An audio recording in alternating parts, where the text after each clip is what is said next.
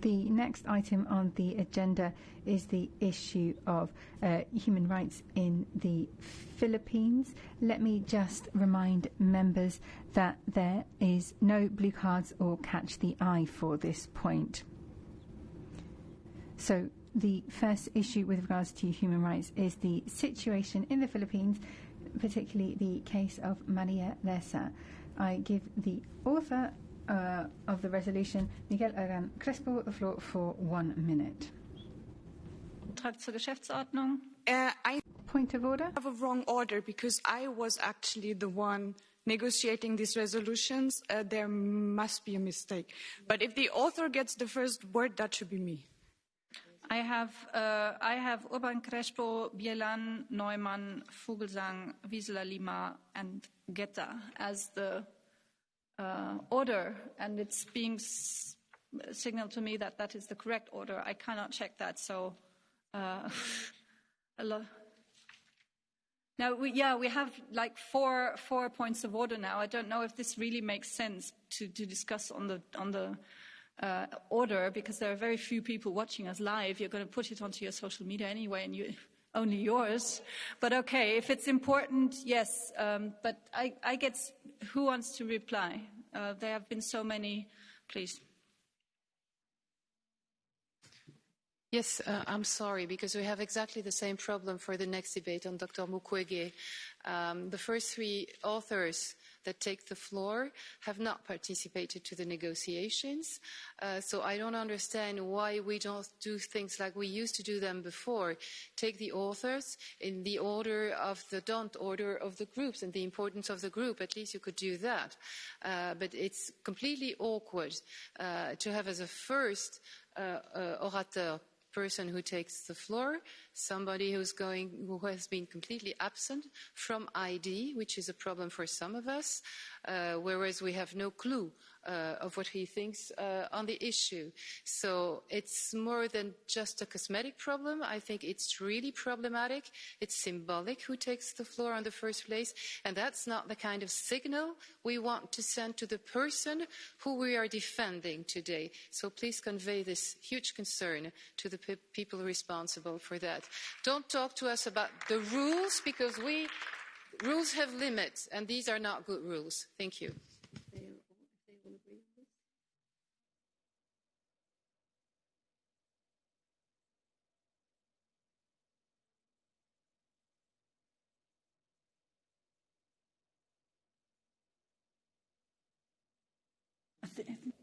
Well, I of course have a problem, because I haven't been present, and I completely understand what you're saying and appreciate that you tell us so.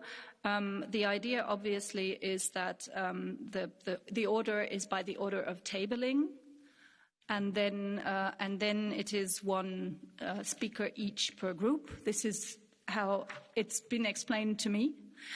Now, for me, this is a difficult situation, but I would say, I take this on my shoulders now, but if you all agree on this, if you're all the speakers that I just mentioned are fine with that, I think we should then proceed as the people who are concerned suggest, if everybody is fine with that.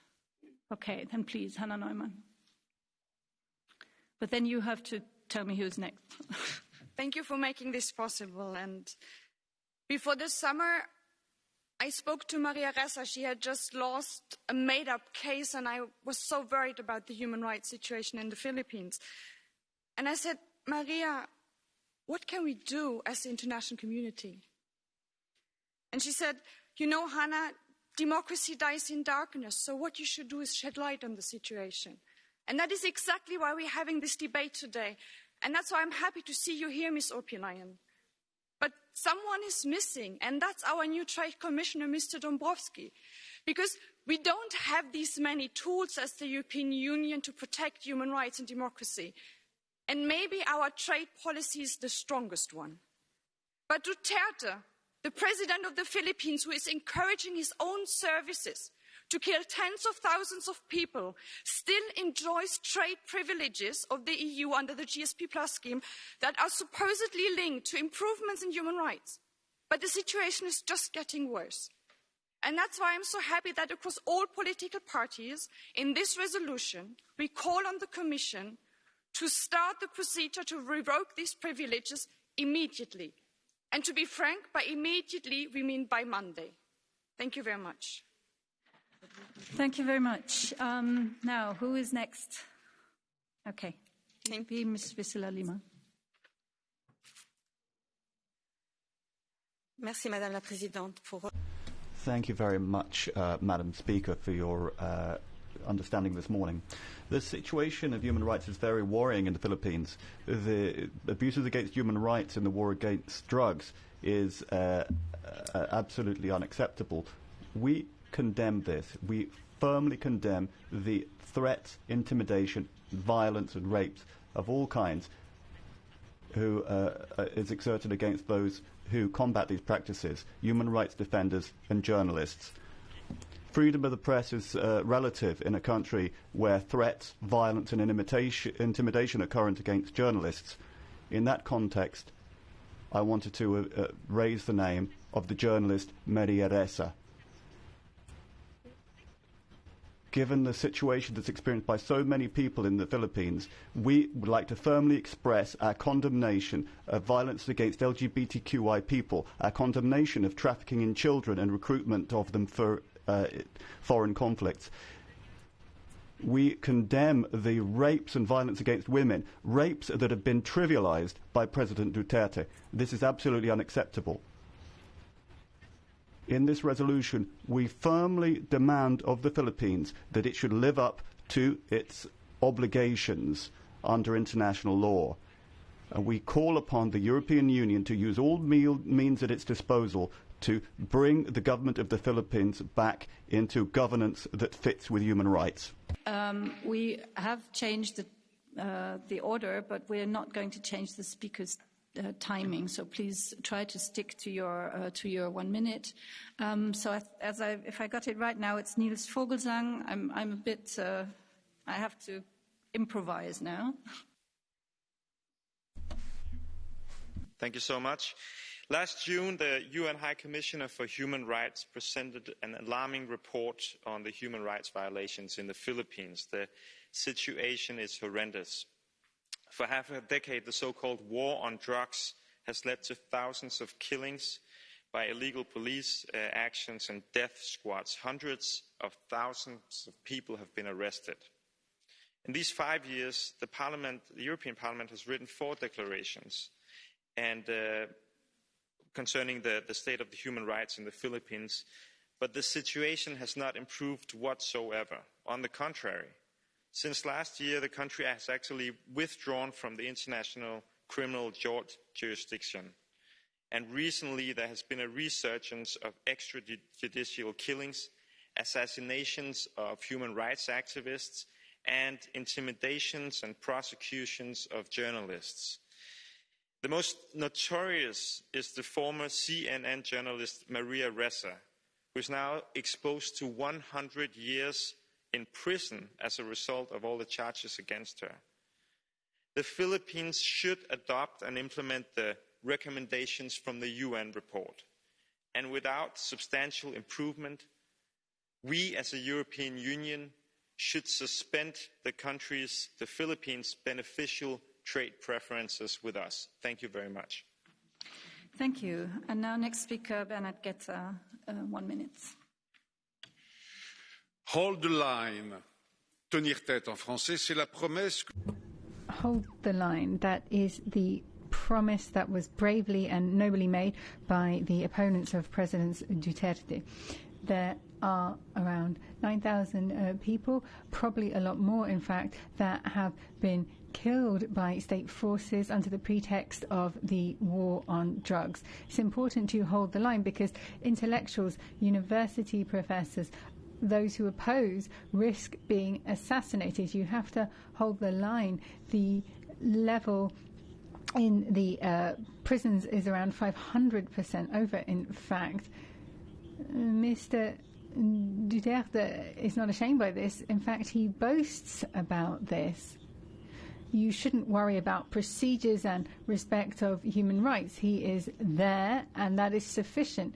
He is the supreme judge when it comes to life and death. History has known another Duterte.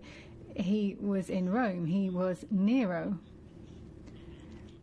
He is, to all our shame, the Nero of the modern times. Thank you. Köszönöm szépen, és sok szeretettel üdvözlöm Önöket az Európai Parlamentben. I'm sorry, Arena, but... Thank you very much. Third one. Urban Crespo Miquel is the next one on my list.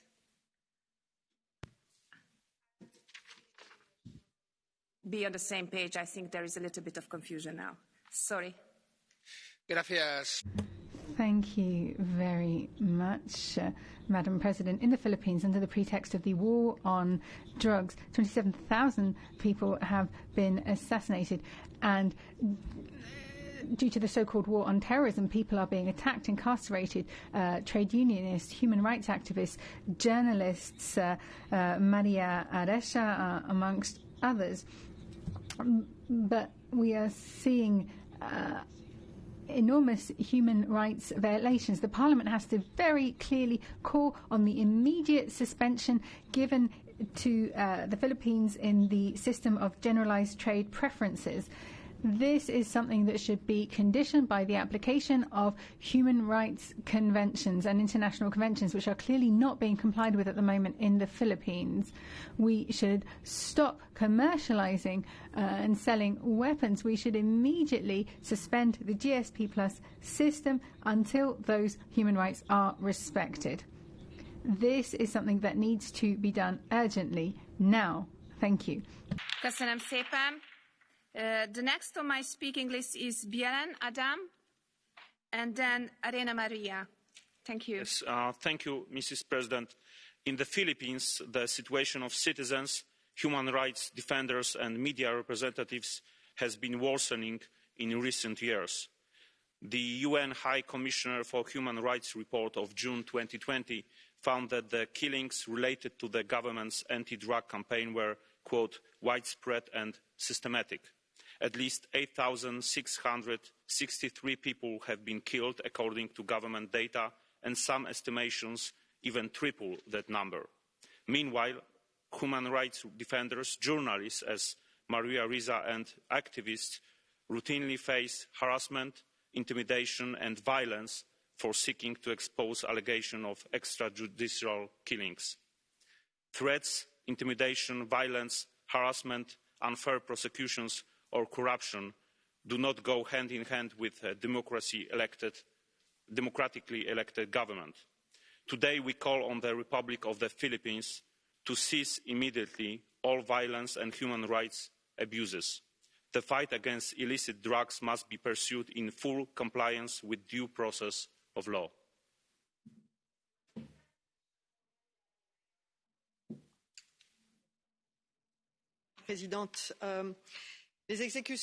Madam President, extrajudicial killings perpetrated under the pretext of the war on drugs are being carried with full impunity. 27,000 people have lost their lives in this context. People are being tortured. Anyone who disturbs his plan, journalists, lawyers, human rights defenders are being tortured and put under pressure.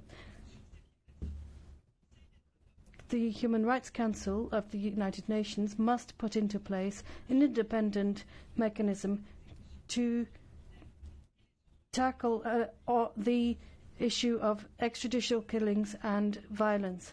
But in this lawless area, nobody dares to speak up or ask for their rights to be defended. It's time for us to step in and to defend their rights. So the question begs, why should we maintain a preferential trade regime with this country in the face of such flagrant human rights violations? Tens of thousands of people working in dangerous mines, children are working. GSP Plus has no place in this country now. Következő felszólaló Berg képviselő úr az identitás és... The next speaker is Mr. Berg. Thank you very much, Madam President. I want to refer specifically to the case of Maria Ressa. As far as I'm aware, Mrs. Ressa is free on bail and is waiting for her sentence. The judge has stated that Mrs. Ressa was clearly not in a position to justify her claims and was unable to present any proof. I have no doubt that in the Philippines, contract killings do take place and serious human rights infringements do take place. So I think the persecution of Mrs. Ressa is totally overblown. But the lawyers' team have to be able to put forward some proof to help her case so that we could then start to talk about attacks on freedom of expression by the government. Thank you very much. I'd like to give... Thank you. And I would ask Mrs. Urpilainen now to speak on behalf of the Commission.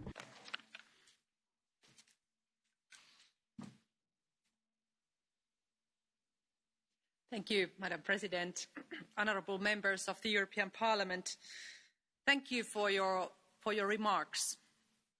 The EU has expressed its concern about various human rights issues in the Philippines in numerous occasions. Recently, through the EU27 statement at the Human Rights Council, also through the February 2020 biennial Generalised Scheme of Preferences report discussed in the European Parliament, as well as directly to the authorities, such as during the first joint committee of the Partnership and Cooperation Agreement in January 2020. More specifically on Maria Ressa's case, the EU External Action Service spokesperson issued a statement on 16 June 2020, so a few months ago, underlining that her conviction raised serious doubts over the respect for freedom of expression as well as for the rule of law in the Philippines. We expect the Philippines, like all countries, to uphold its international human rights obligations and protect and promote fundamental freedoms. With regard to the monitoring of the Philippines' commitment under GSP+, the Trade Commissioner,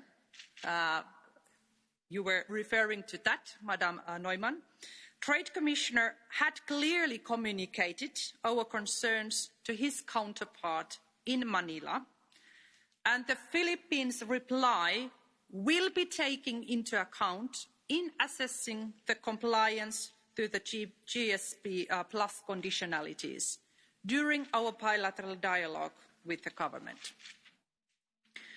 The EU remains convinced that both the Philippines and the EU have most to gain from constructive engagement.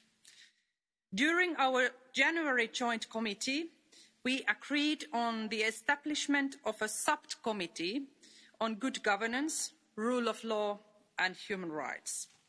This subcommittee, expected to meet regularly, will be an important forum for directly addressing all human rights issues. And the External Action Service has proposed to hold a first meeting already this autumn, by the end of this year, even under a virtual format. So the European Commission and the External Action Service will continue raising these matters with the Philippine government in a clear and constructive way. Thank you.